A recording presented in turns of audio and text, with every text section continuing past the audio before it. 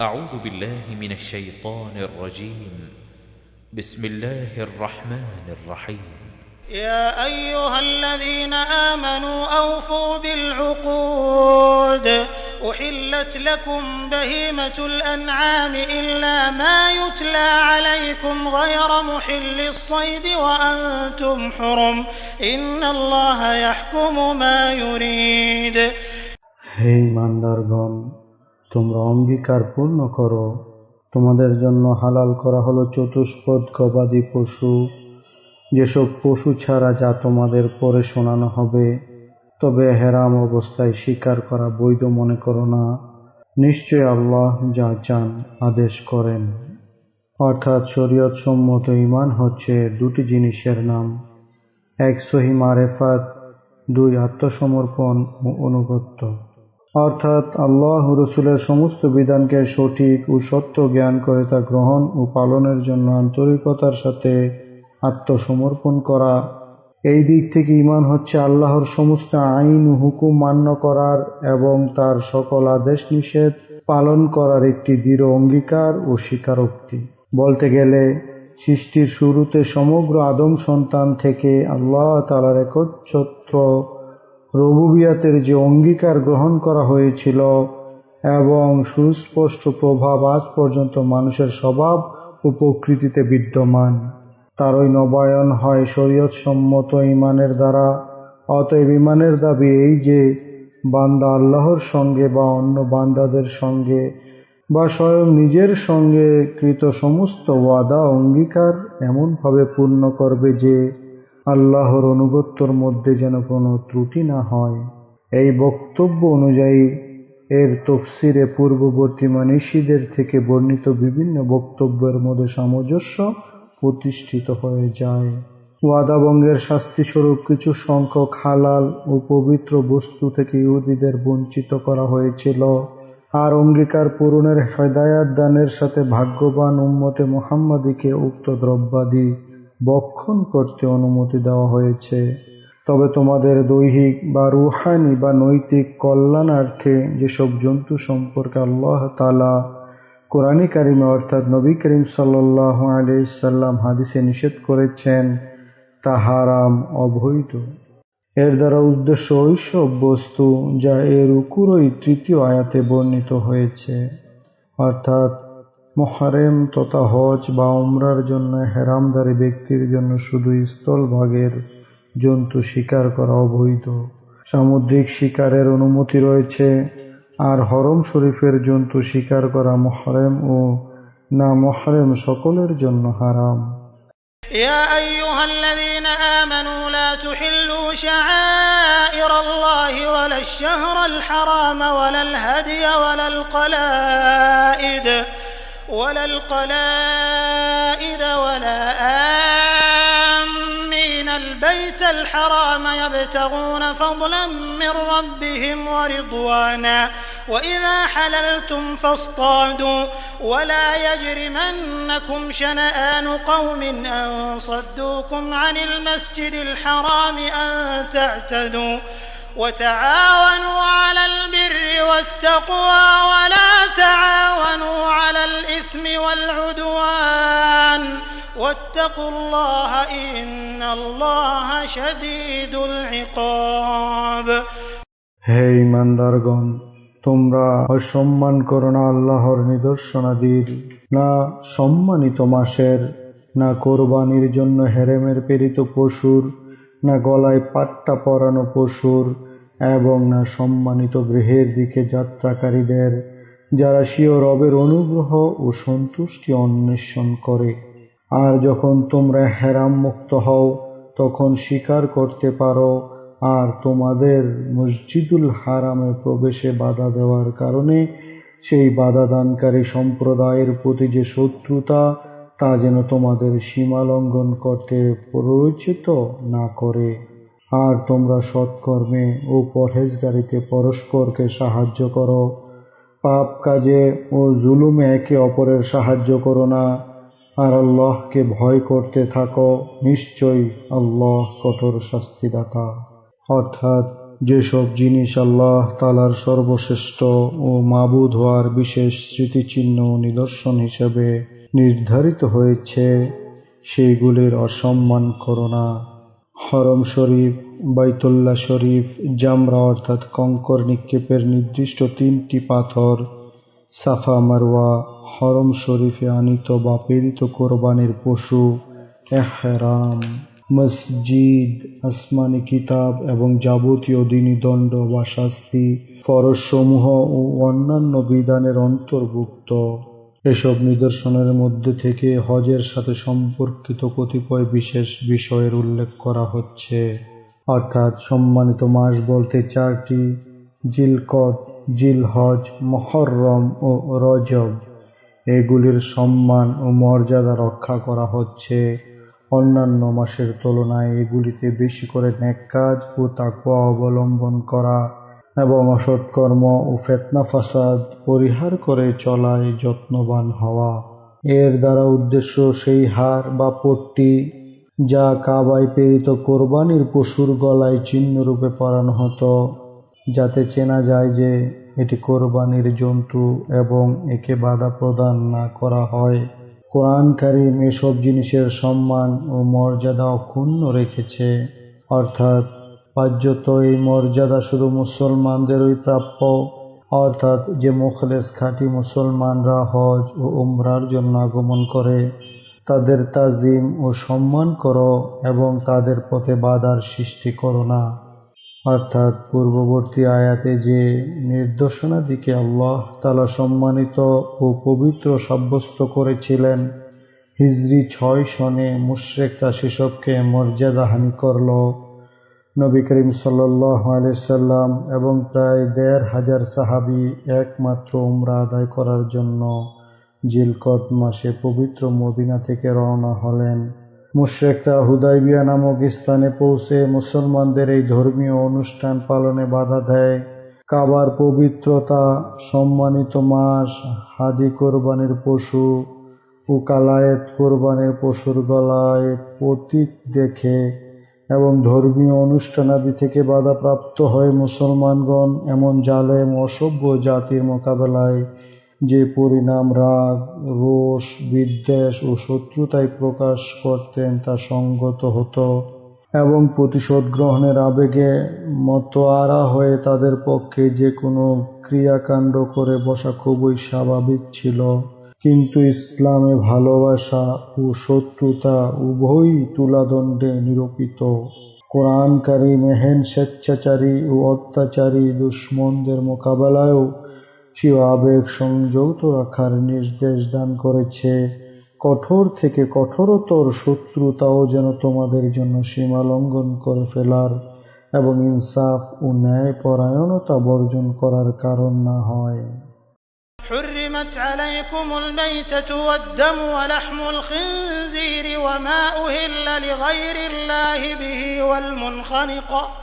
والمنخنقة والموقوذة والمتردية والنطيحة وما أكل السبع إلا ما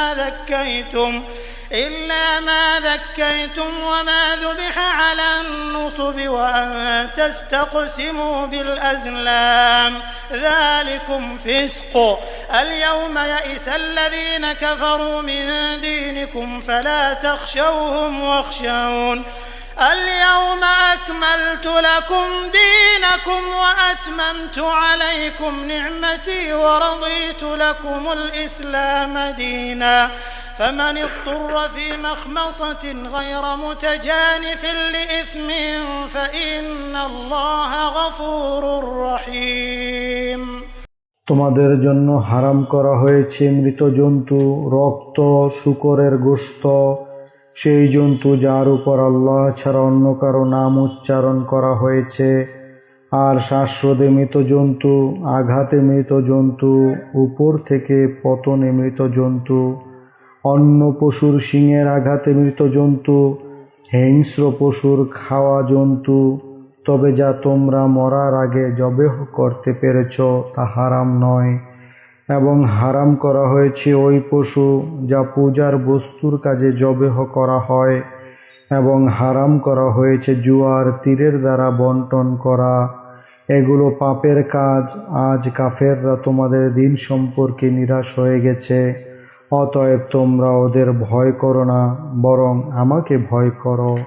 আজ আমি তোমাদের জন্য তোমাদের দিনকে পূর্ণ করে দিলাম, তোমাদের উপরে তোমাদের অনুগ্রহ সম্পূর্ণ করলাম এবং তোমাদের জন্য ইসলামকে দিন রূপে মনোনীত করলাম।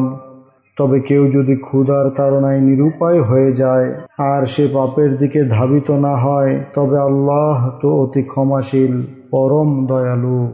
অর্থাৎ এই স্থলে সেই জন্তুর বয়ান হচ্ছে যা আল্লাহর ঘর ছাড়া অন্য কোনো স্থানের সম্মানার্থে জবেহ করা হয়। এক্ষেত্রে প্রকৃত প্রস্তাবে আল্লাহ ছাড়া অন্য নামেই মানত করা উদ্দেশ্য হয়ে থাকে, যদিও জবেহ করার সময় মুখে আল্লাহু আকবার বলা হয়। কোন কোন তাফসীরকার এর বহুবচন বলতে ভাগ নির্ণয় করার তীর বুঝিয়েছেন, যা জাহিলিয়াতের আমলে জবেহকৃত জন্তুর গোশত ইত্যাদির ভাগ নির্ণয় করতে ব্যবহৃত হতো, আর তা ছিল জুয়ারও একটি উপায়। কিন্তু হাফেজ ইমাদউদ্দিন ইবনে কাসির প্রমুখ বিজ্ঞ তাফসীরকারদের নিকট উত্তম তাফসীর এই যে বলতে সেই সব তীর উদ্দেশ্য যা কোনো সমস্যা ও দ্বিধাদ্বন্দ্বের সময় মক্কায় মুশরিকরা নিজেদের কাজকাম ও কামনা বাসনার মীমাংসা করতে ব্যবহার করত। ওরা এসব তীর কাবা শরীফে কুরাইশদের সর্বশ্রেষ্ঠ মূর্তি হুবল এর নিকট রেখেছিল। উক্ত তীরগুলির কোনোটার উপর লেখা ছিল, অর্থাৎ আমার প্রভু আমাকে হুকুম করেছেন, কোনোটার উপর লেখা ছিল আমার প্রভু আমাকে নিষেধ করে দিয়েছেন। এভাবে প্রতিটি তীরের উপর নিজেদের খেয়াল খুশি মতো কিছু না কিছু কথা লিখে রেখেছিল। যখনই কোনো কাজে দ্বিধা সন্দেহ হতো তখন তীর বের করে নিত। যদি লেখা বিশিষ্ট তীর হাতে আসতো তবে কাজ আরম্ভ করে দিত, আর উল্টোটা বের হলে বিরত থাকত। এভাবে বলতে গেলে ওরা দেবদেবীর নিকট এক ধরনের পরামর্শ ও সাহায্য প্রার্থনা করত। যেহেতু উক্ত কুসংস্কারের ভিত্তি ছিল নিরেট মূর্খতা ও শিরক, কল্পনা পূজা ও আল্লাহর প্রতি মিথ্যারোপের উপর, সেহেতু কোরআন কারিমের বিভিন্ন স্থানে অত্যন্ত জোরদারভাবে এবং কঠোরতার সাথে তা হারাম হওয়ার কথা প্রকাশিত হয়েছে। এই আয়াতখানি তখন অবতীর্ণ হয়েছিল যখন মানব জীবনের প্রতিটি বিভাগ ও অধ্যায় সংক্রান্ত মূলনীতি ও নিয়মকানুন এমনভাবে তৈরি হয়ে গিয়েছিল এবং শাখা প্রশাখার বিবরণও এত তফসিল ও ব্যাপকতার সঙ্গে হয়েছিল যে ইসলামের অনুসারীদের জন্য কিয়ামত পর্যন্ত আল্লাহর বিধান ছাড়া অন্য বিধান বিবেচনার যোগ্যই থাকেনি। যখন মক্কা শরীফ বিজিত হয়ে গিয়েছিল, আরব উপদ্বীপকে পুনরায় শয়তানের পূজা থেকে চিরতরে নিরাশ করে দেওয়া হয়েছিল। এমনই ঐতিহাসিক পটভূমিতে এরশাদ হলো, অর্থাৎ আজ কাফেররা এ বিষয় থেকে নিরাশ হয়ে গিয়েছে যে ওরা তোমাদের সুদৃঢ় দিন ধর্ম থেকে তোমাদের সরিয়ে পুনরায় ইত্যাদির দিকে নিয়ে যাবে, অর্থাৎ ইসলাম ধর্মকে পরাভূত করে ফেলার আশা আকাঙ্ক্ষা মনে পোষণ করবে।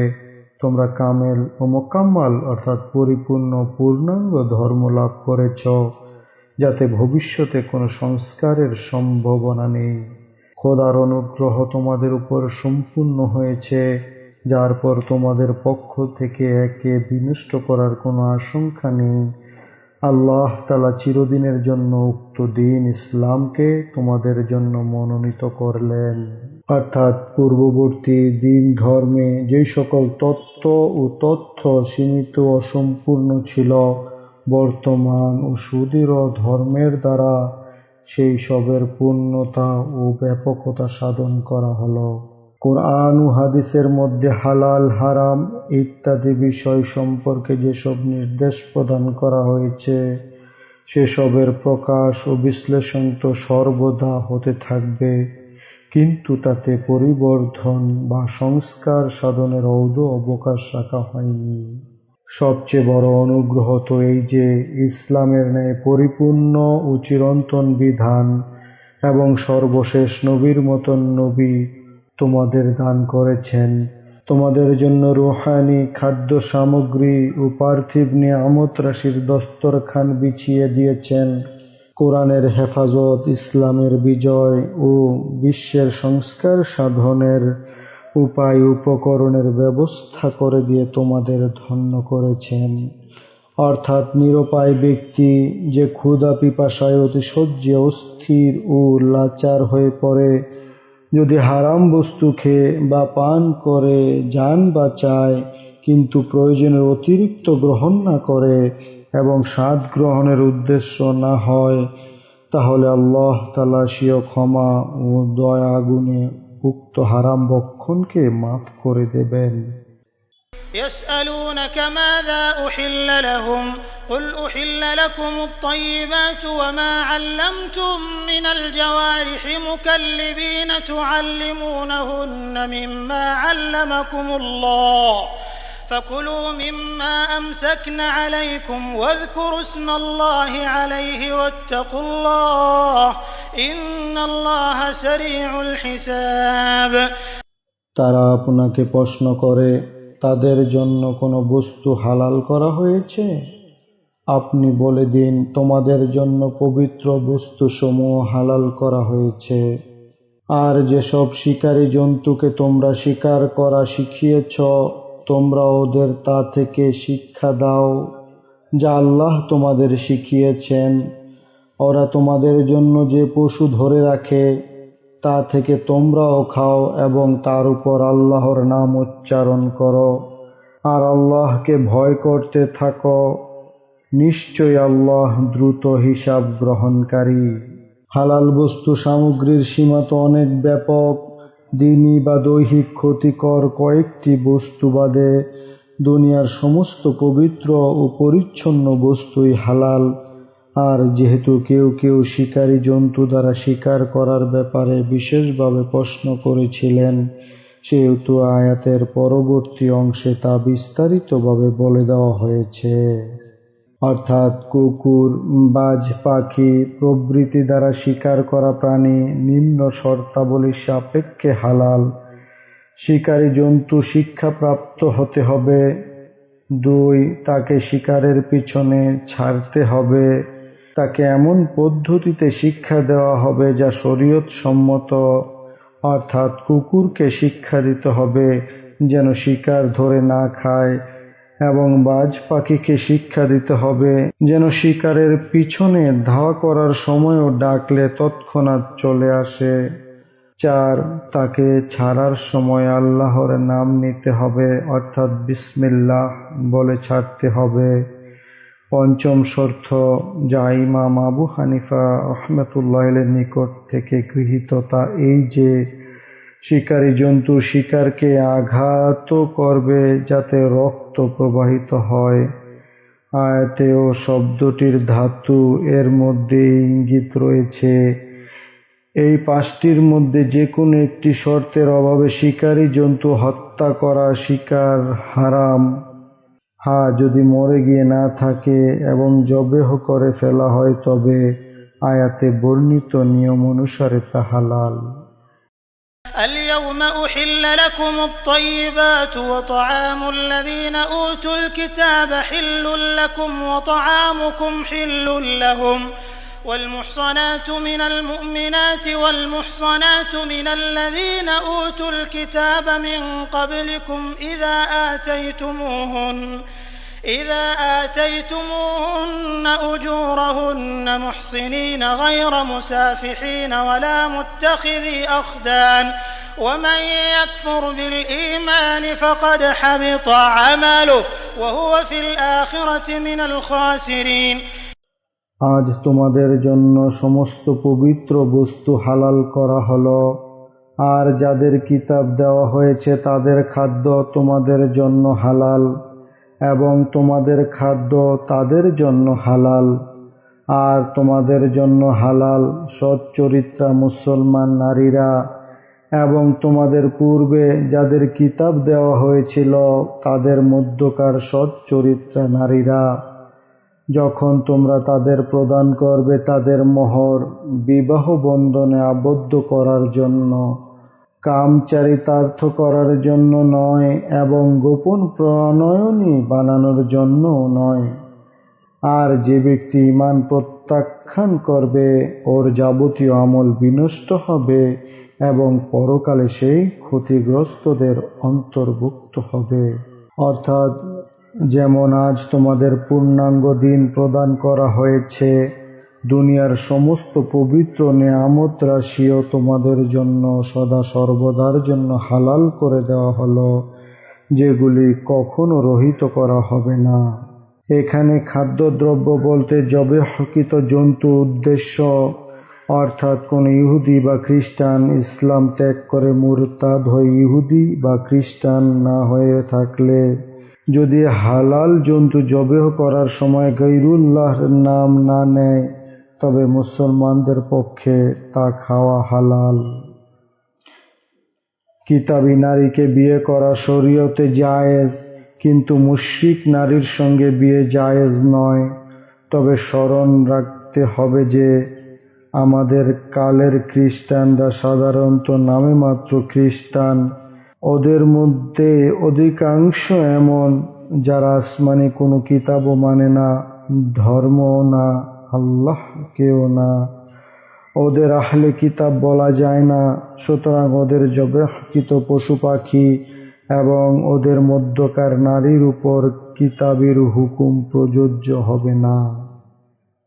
يا أيها الذين آمنوا إذا قمتم إلى الصلاة فاغسلوا وجوهكم وأيديكم إلى المرافق وامسحوا برؤوسكم وأرجلكم إلى الكعبين وإن كنتم جنبا فاطهروا وإن كنتم مرضى أو على سفر أو جاء أحد منكم من الغائط أو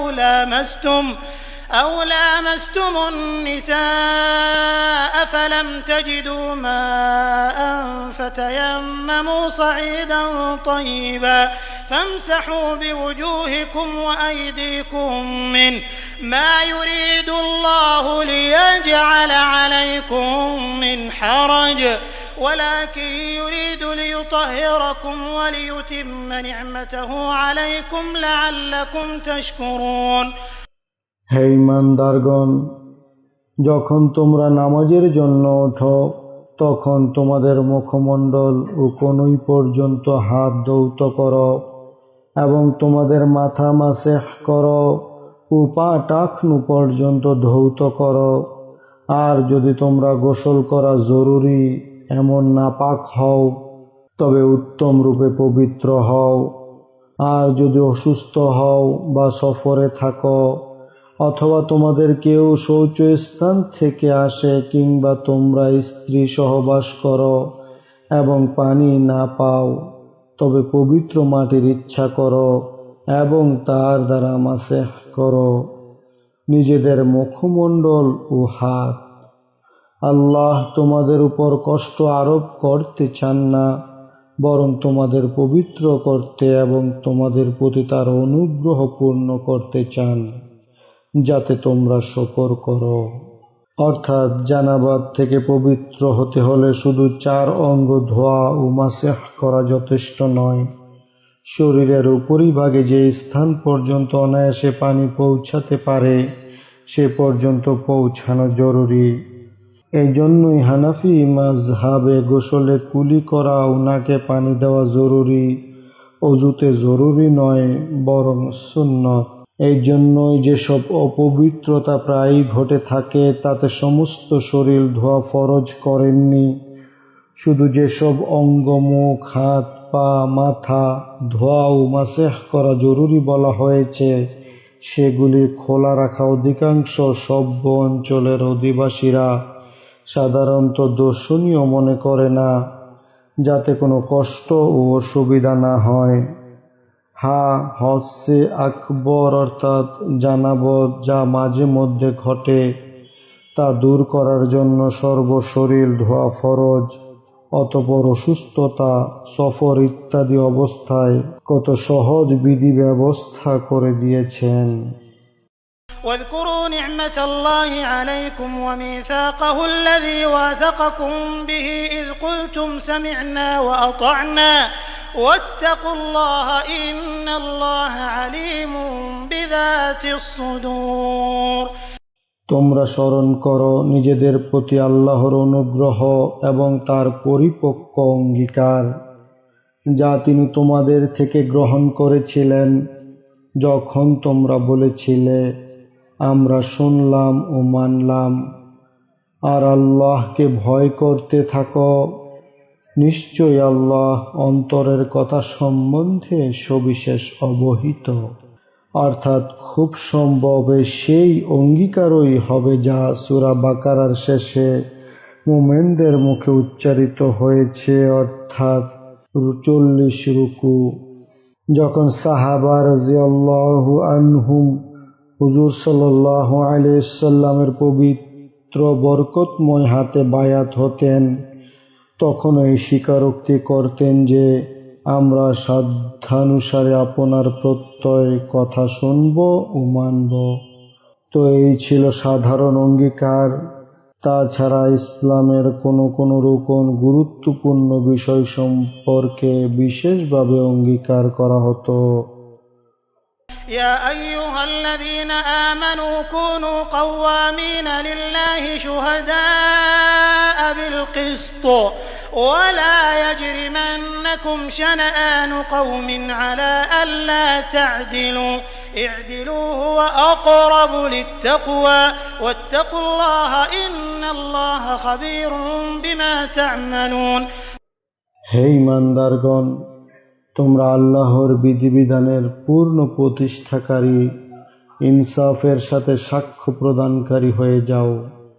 আর কোন সম্প্রদায়ের শত্রুতা যেন তোমাদের সুবিচার বর্জনে প্ররোচিত না করে।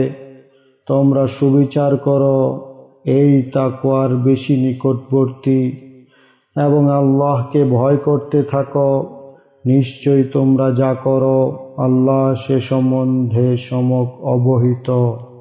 অর্থাৎ আয়াতে এ বিষয়ে সতর্ক করা হয়েছে যে যখন নিজেদের দানশীল মনিবের তরফ থেকে কোনো হুকুম আসে, তৎক্ষণাৎ তা পালন করার জন্য দাঁড়িয়ে যাও এবং আল্লাহর হকের সাথে মানুষের হকও আদায় করতে পরিপূর্ণরূপে সচেষ্ট ও সতর্ক থাকো।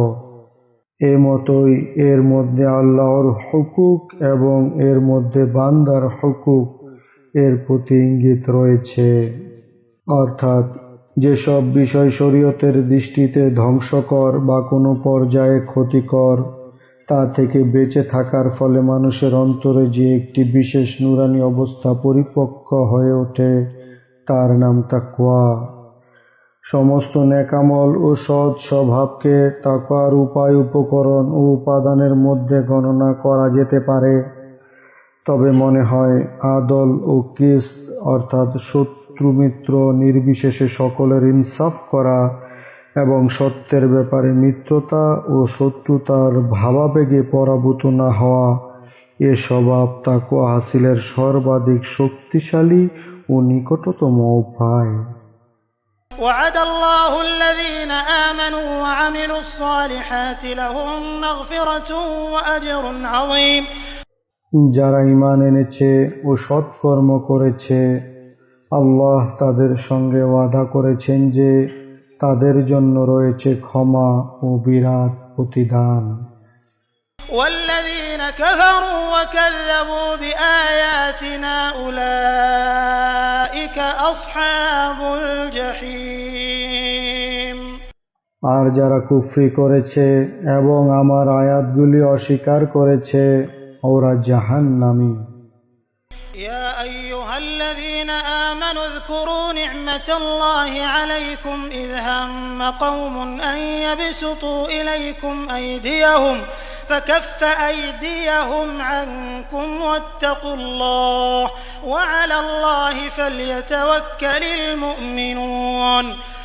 হে ঈমানদারগণ, স্মরণ করো তোমাদের প্রতি আল্লাহর অনুগ্রহ যখন একদল লোক তোমাদের দিকে ওদের হস্ত প্রসারিত করার ইচ্ছা করেছিল, তখন তিনি তোমাদের থেকে ওদের হস্ত প্রতিহত করে দিলেন। আর আল্লাহকে ভয় করতে থাকো এবং আল্লাহরই উপর ঈমানদারদের ভরসা করা উচিত। অর্থাৎ সাধারণ অনুগ্রহাদি স্মরণ করানোর পর আল্লাহ তাআলার কয়েকটি বিশেষ অনুগ্রহ স্মরণ করানো হচ্ছে। অর্থাৎ মক্কার কুরাইশ এবং ওদের মিত্ররা হুজুর সাল্লাল্লাহু আলাইহি সাল্লামকে কষ্ট দেওয়ার উদ্দেশ্যে এবং ইসলামকে সমূলে ধ্বংস করার জন্য কেমন প্রাণপণ চেষ্টাই না করেছিল, কিন্তু তোমাদের প্রতি আল্লাহ তাআলার কৃপা ও রহমত ওদের কোনো ষড়যন্ত্রই কার্যকর হতে দেয়নি।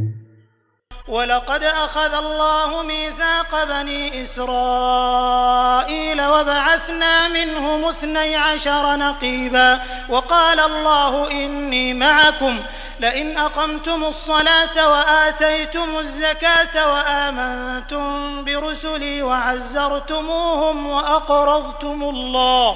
وأقرضتم الله قرضا حسنا لأكفرن عنكم سيئاتكم ولأدخلنكم جنات تجري من تحتها الأنهار فمن كفر بعد ذلك منكم فقد ضل سواء السبيل। নিশ্চয়ই আল্লাহ বনি ইসরাইল থেকে অঙ্গীকার নিয়েছিলেন এবং ওদের মধ্য থেকে আমি 12 জন নেতা নির্ধারিত করেছিলাম। আর আল্লাহ বলেছিলেন, নিশ্চয়ই আমি তোমাদের সঙ্গে আছি যদি তোমরা নামাজ কায়েম করো, যাকাত প্রদান করো, আমার রসুলের প্রতি ঈমান আনো ও তাদের সাহায্য করো এবং আল্লাহকে প্রদান করো উত্তম ঋণ, তবে অবশ্যই আমি তোমাদের থেকে তোমাদের গুনাহ দূর করব এবং তোমাদের দাখিল করব জান্নাত সমূহে যার তলদেশে নহর প্রবাহিত। আর এরপরও তোমাদের মধ্যে যে কাফের হবে নিশ্চয়ই সে সরল পথ থেকে বিচ্যুত হবে। অর্থাৎ মুসা আলাইহিস সালাম বনি ইসরাইলের 12টি সম্প্রদায় থেকে 12 জন প্রধান মনোনীত করেছিলেন। অর্থাৎ এ সম্বোধন হয়তো বা 12 সর্দারের প্রতি অথবা সকল বনি ইসরাইলের উদ্দেশ্যে যে আমি তোমাদের সঙ্গে আছি, অর্থাৎ তোমরা কখনো আমাকে তোমাদের থেকে দূরে মনে করো না। অর্থাৎ যে রসুলগণ হযরত মুসা আলাইহিস সালামের পর আসতে থাকতেন। فبما نقضهم ميثاقهم لعناهم وجعلنا قلوبهم قاسية يحرفون الكلم عن مواضعه ونسوا حظا مما ذكروا به ولا تزال تطلع على خائنة منهم إلا قليلا منهم فاعف عنهم واصفح إن الله يحب المحسنين। অতএব ওদের অঙ্গীকার ভঙ্গের কারণে আমি ওদের লানত করলাম এবং ওদের অন্তর কঠিন করে দিলাম। ওরা তাওরাতের বাক্যবলি তার স্থান থেকে সরিয়ে দেয় এবং ওদের যে নসিহত করা হয়েছিল ওরা তার বড় অংশই ভুলে গেল।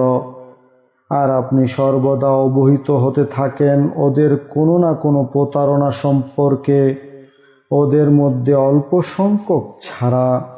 অতএব আপনি ওদের ক্ষমা করুন ও উপেক্ষা করুন, নিশ্চয়ই আল্লাহ অনুগ্রহকারীদের ভালোবাসেন। অর্থাৎ আল্লাহর কালামের মধ্যে বিকৃতি সাধন করে, কখনো তার শব্দাবলিতে, কখনো অর্থে। এসব বিকৃতির কিছুটা স্বীকারোক্তি ইউরোপের কোনো খ্রিস্টান পাদ্রীদেরও করতে হয়েছে।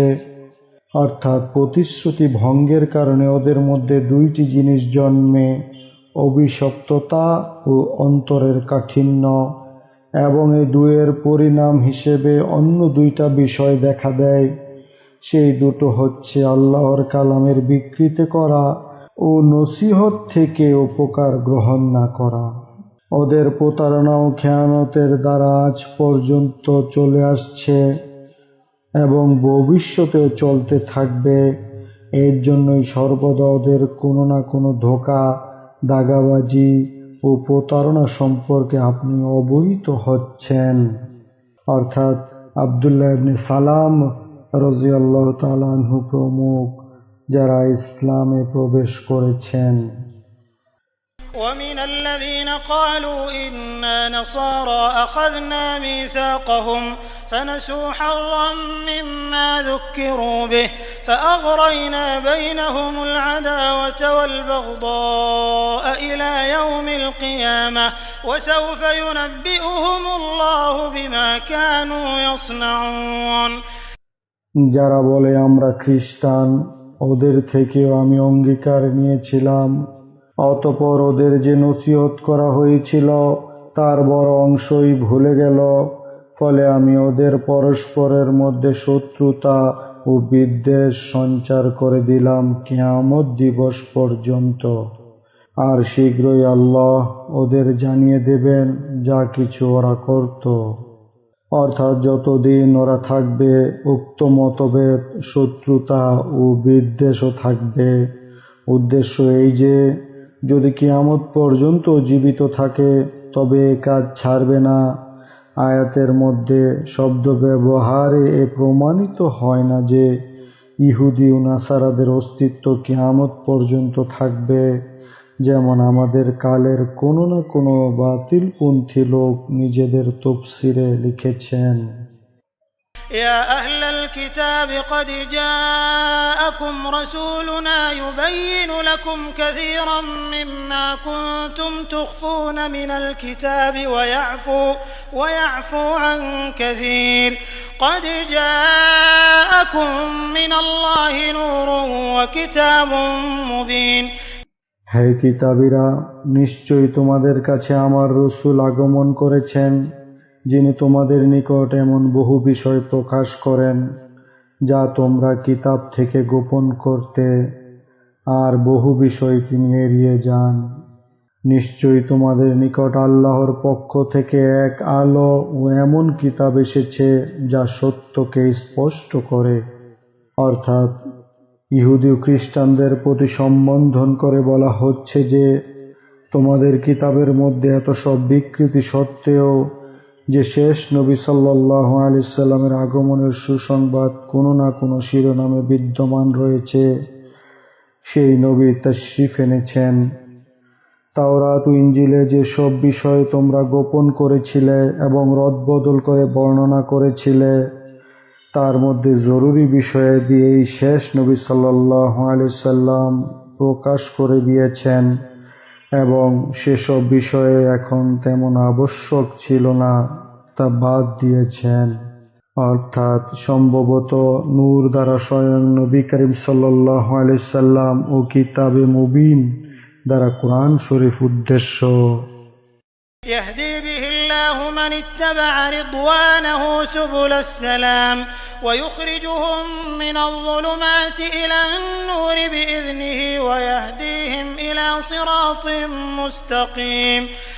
যার দ্বারা আল্লাহ যারা তার সন্তুষ্টির অনুগত হয় তাদের শান্তির পথ সমূহ প্রদর্শন করেন এবং নিজ হুকুমে তাদের অন্ধকার থেকে বের করে আলোর দিকে নিয়ে আসেন এবং তাদের সরল পথে পরিচালিত করেন। لقد كفر الذين قالوا إن الله هو المسيح ابن مريم قل فمن يملك من الله شيئا إن أراد أن يهلك المسيح ابن مريم وأمه ومن في الأرض جميعا ولله ملك السماوات والأرض وما بينهما يخلق ما يشاء والله على كل شيء قدير। নিশ্চয়ই ওরা কাফের হয়ে গেছে যারা বলেছে আল্লাহ তো মাসিহ ইবনে মারিয়মই। আপনি বলে দিন, যদি তাই হয় তবে কে আল্লাহর মোকাবেলায় কিছু করার ক্ষমতা রাখে? যদি তিনি ধ্বংস করার ইচ্ছা করেন মাসিহ ইবনে মারিয়ম তার মতো এবং পৃথিবীতে যারা আছে তাদের সকলকে, আকাশমণ্ডলী ও পৃথিবীতে এবং এই দুয়ের মধ্যে যা কিছু রয়েছে সে সবের রাজত্ব রাজত্ব আল্লাহরই, তিনি যা ইচ্ছা সৃষ্টি করেন, আর আল্লাহ সর্ববিষয়ে শক্তিমান। অর্থাৎ মাসিহ ছাড়া আল্লাহ বলতে আর কিছু নেই। এই আকীদা যে স্পষ্ট কুফর, এতে কোনোই সন্দেহ নেই। অর্থাৎ তিনি সৃষ্টি করেন যা ইচ্ছা এবং যেভাবে ইচ্ছা, যেমন হযরত মাসিহকে পিতা ছাড়া, হযরত হাওয়াকে মা ছাড়া এবং হযরত আদম আলাইহিস সালামকে মা ও বাপ ছাড়া পয়দা করেছেন। وقالت اليهود والنصارى نحن أبناء الله وأحباؤه قل فلم يعذبكم بذنوبكم بل أنتم بشر ممن خلق يغفر لمن يشاء ويعذب من يشاء ولله ملك السماوات والأرض وما بينهما وإليه المصير। ইহুদি ও খ্রিস্টানরা বলে, আমরা আল্লাহর পুত্র ও তার প্রিয়জন। আপনি বলুন, তবে কেন তিনি তোমাদের পাপের কারণে তোমাদের শাস্তি দেন? তা নয়, বরং তোমরাও অন্যান্য মানুষেরই মতো মানুষ, তার সৃষ্টির অন্তর্ভুক্ত। তিনি যাকে ইচ্ছা ক্ষমা করেন এবং যাকে ইচ্ছা শাস্তি দেন। আর আকাশমণ্ডলী ও পৃথিবী এবং এ দুয়ের মধ্যে যা কিছু আছে, সে সবের রাজত্ব আল্লাহরই এবং তারই কাছে সকলকে ফিরে যেতে হবে। অর্থাৎ সম্ভবত ওরা নিজেদের পুত্র অর্থাৎ সন্তান এজন্য বলে থাকে যে ওদের বাইবেলে আল্লাহ তাআলা ইসরাঈল ইয়াকুব আলাইহিস সালামকে নিজ পুত্র এবং নিজেকে তার পিতা বলেছেন। অপরদিকে খ্রিস্টানরা হযরত মাসিহ আলাইহিস সালামকে ইবনুল্লাহ, আল্লাহর পুত্র বলে বিশ্বাস করে। অতএব এক সম্প্রদায় ইসরায়েলের সন্তান সন্ততি এবং অপর সম্প্রদায় হযরত মাসিহ এর উত্তম হওয়ার কারণে নিজেদের সম্পর্কে আল্লাহর পুত্রাদি শব্দটি ব্যবহার করে থাকবে। আর এই সম্ভাবনাও আছে যে পুত্র বলে উদ্দেশ্য এই যে আমরা আল্লাহর বিশিষ্ট প্রিয়জন হওয়ার কারণে সন্তানেরই মতো। অর্থাৎ যেহেতু কোনো সৃষ্টিজীবের পক্ষে প্রকৃত প্রস্তাবে আল্লাহর পুত্র হওয়া সম্পূর্ণ অসম্ভব এবং স্পষ্টতই অমূলক, তবে খোদার প্রিয় পাত্র হয়ে যাওয়া সম্ভব ছিল। সেহেতু এই আয়াতে প্রিয়ভাজন হওয়ার দাবিকেই খণ্ডন করা হয়েছে। يا أهل الكتاب قد جاءكم رسولنا يبين لكم على فترة من الرسل أن تقولوا ما جاءنا من بشير ولا نذير فقد جاءكم بشير ونذير والله على كل شيء قدير। হে কিতাবীরা, তোমাদের নিকট আমার রসুল এমন সময় আগমন করেছেন যে রসুলদের আগমনের দ্বারা বন্ধ ছিল, যিনি তোমাদের নিকট আল্লাহর বিধান স্পষ্টভাবে বর্ণনা করেন, যাতে তোমরা বলতে না পারো আমাদের নিকট কোনো সুসংবাদদাতা ও সতর্ককারী আসেনি। এখন তো তোমাদের নিকট সুসংবাদদাতা ও সতর্ককারী এসে গেছেন, আর আল্লাহ সর্ববিষয়ে শক্তিমান। অর্থাৎ মাসিহ বা ঈসা আলাইহিস সালামের পর প্রায় 600 বছর কাল নবীগণের আগমন দ্বারা বন্ধ ছিল, হেদায়েতের আলো নিভে গিয়েছিল। এমন সময় সমগ্র জগতের সংশোধনের জন্য আল্লাহ তাআলা সর্বশ্রেষ্ঠ পথ প্রদর্শক, সতর্ককারী ও সুসংবাদদাতাকে পাঠালেন। এভাবে সমগ্র সৃষ্টির উপর আল্লাহর হুজ্জত দলিল সম্পূর্ণ হয়ে গেল। وإذ قال موسى لقومه يا قوم اذكروا نعمة الله عليكم إذ جعل فيكم أنبياء وجعلكم ملوكا وآتاكم ما لم يؤت أحدا من العالمين। স্মরণ করো যখন মূসা তার সম্প্রদায়কে বললেন, হে আমার সম্প্রদায়, স্মরণ করো তোমাদের প্রতি আল্লাহর অনুগ্রহ যে তিনি তোমাদের মধ্যে নবীদের সৃষ্টি করেছেন এবং তোমাদের করেছেন রাজত্বের মালিক এবং তোমাদের তা দিয়েছেন যা বিশ্ব জগতের আর কাউকেই দেননি। অর্থাৎ আল্লাহ তাআলা বনী ইসরাইলকে ফেরাউনের ব্যাগার খাটানো থেকে মুক্ত করলেন এবং ফেরাউনকেও পানিতে ডুবিয়ে দিলেন ইত্যাদি অনুগ্রহ। অর্থাৎ তোমাদের পিতামহ হযরত ইব্রাহিম আলাইহিস সালাম থেকে শুরু করে আজ পর্যন্ত আল্লাহ তাআলা কত নবী তোমাদের মধ্যে পয়দা করেছেন, যেমন হযরত ইসমাঈল, ইসহাক, ইয়াকুব, ইউসুফ এবং স্বয়ং মুসা ও হারুন আলাইহিমুসসালাতু ওয়াসসালাম। অতঃপর তাদের পরও উক্ত সিলসিলায় দীর্ঘকাল পর্যন্ত তাদের মধ্যে কায়েম রাখেন। এর পূর্বে তোমাদের মধ্য থেকেই হযরত ইউসুফ আলাইহিস সালামকে, পরবর্তীকালেও হযরত সুলাইমান প্রমুখ নবী ও বাদশা পয়দা করেন। বলতে গেলে দিন ও দুনিয়া উভয় দিকের সেরা নিয়ামত রাশি দ্বারা তোমাদের ধন্য করেছেন।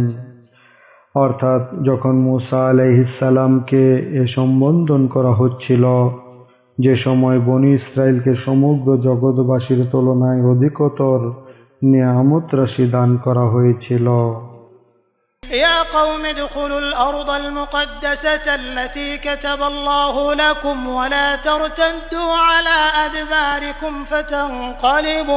فتنقلبوا خاسرين। হে আমার সম্প্রদায়, তোমরা পবিত্র ভূমিতে প্রবেশ করো যা আল্লাহ তোমাদের জন্য নির্ধারিত করে দিয়েছেন, এবং তোমরা নিজেদের পিছনের দিকে ফিরে যেও না, তাহলে তোমরা ক্ষতিগ্রস্ত হয়ে পড়বে।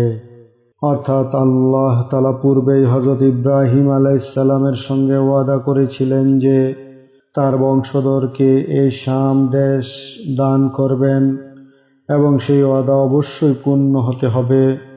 ভাগ্যবান হবে তারা যাদের হাতে তা পূর্ণ হবে। অর্থাৎ আল্লাহ তাআলার রাস্তায় জিহাদ করতে ভীরুতা ও কাপুরুষতা প্রদর্শন করে দাসত্বের জীবন অবলম্বন করতে যেও না।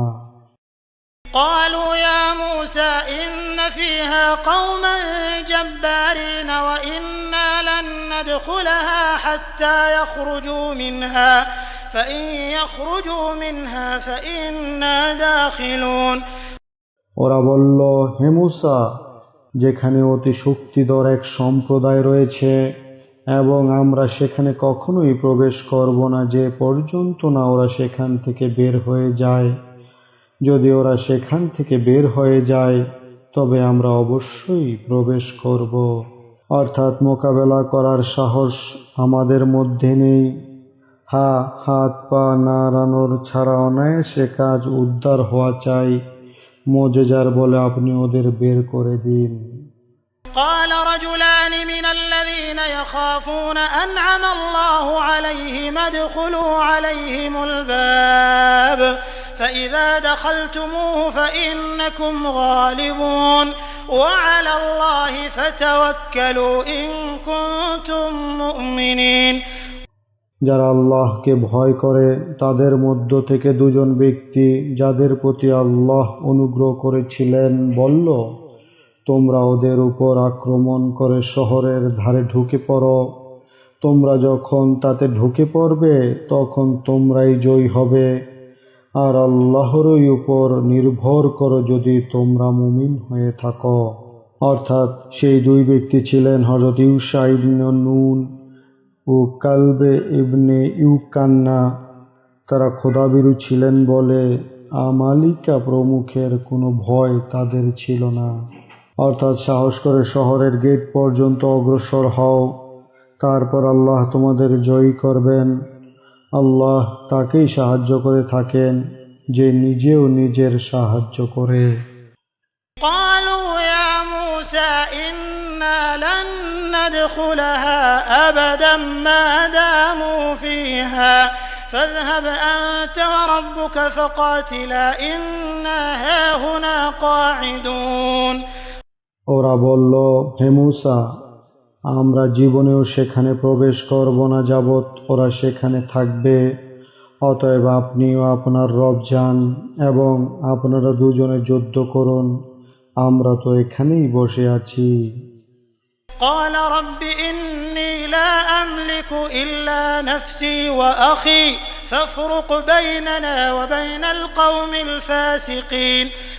তিনি বললেন, হে আমার রব, আমার কর্তৃত্ব কেবল আমার নিজ সত্তা ও আমার ভাইয়ের উপর, অতএব আপনি আমাদের ও এই নাফরমান সম্প্রদায়ের মধ্যে বিচ্ছেদ করে দিন। দ্বিতীয় তর্জমা, ফায়সালা করে দিন। قال فإنها محرمة عليهم 40 سنة يتيهون في الأرض فلا تأس على القوم الفاسقين। আল্লাহ বলেন, তবে সেই ভূমি ওদের জন্য 40 বৎসর পর্যন্ত হারাম করা হলো, ওরা জমিনে উদ্ভ্রান্ত হয়ে ঘুরতে থাকবে, অতএব আপনি নাফরমান লোকদের জন্য দুঃখ করবেন না। অর্থাৎ পার্থক্যর দোয়া প্রকাশ্য ও চাক্ষুষভাবে কবুল হলো না বটে, তবে কার্যত এরূপে কবুল হলো যে ওই নাফরমানরা সকলে আল্লাহর আযাবে পতিত অবস্থায় দিশেহারা ও উদ্ভ্রান্ত হয়ে ঘুরছিল। আর হযরত মূসা আলাইহিস সালাম ও হারুন আলাইহিস সালাম পয়গম্বর সুলভ মানসিক শান্তি সহকারে পথ প্রদর্শন ও ইসলাহের দায়িত্ব পালনে নিজেদের নিয়োজিত রাখেন। واتل عليهم نبأ ابني آدم بالحق إذ قربا قربانا فتقبل من أحدهما ولم يتقبل من الآخر قال لأقتلنك قال إنما يتقبل الله من المتقين। আপনি তাদের আদম আলাইহিস সালামের পুত্রদের সঠিক বৃত্তান্ত পড়ে শোনান, যখন তারা উভয়ে কিছু নাজরানা পেশ করল এবং তাদের একজনেরটি কবুল হলো আর অন্য জনেরটা কবুল হলো না, তখন সে দ্বিতীয় জন বলল, আমি অবশ্যই তোমাকে হত্যা করব। সে প্রথম জন বলল, আল্লাহ তো পরহেজগারদের থেকেই নাজরানা কবুল করেন। অর্থাৎ আদম আলাইহিস সালামের রীতি অনুসারে তার 2 ছেলের মধ্যে হাবিলের সঙ্গে যে কন্যাকে বিয়ে দিতে চাইলেন, কাবিল তার প্রার্থী হল। শেষ পর্যন্ত হযরত আদমের ইশারায় উভয়ে খোদার জন্য কিছু নাজরানা পেশ করল, কারণ যার নাজরানা কবুল হবে তার সঙ্গে মেয়ের বিয়ে হবে।